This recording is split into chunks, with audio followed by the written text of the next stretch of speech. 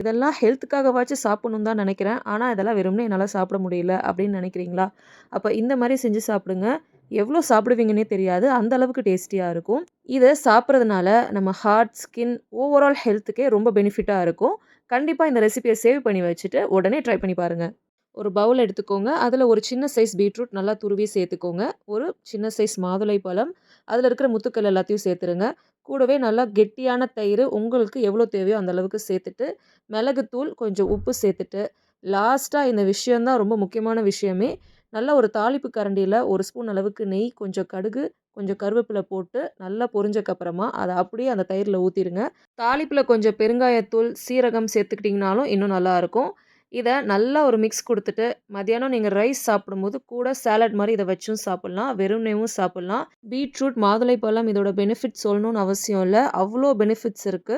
எண்ணெயில தாளிக்காம, கொஞ்சமா நெய்யில வந்து தாளிச்சு இந்த சாலட்ல சேர்த்து சாப்பிட்டு பாருங்க. டேஸ்ட் ரொம்ப சூப்பரா இருக்கும்.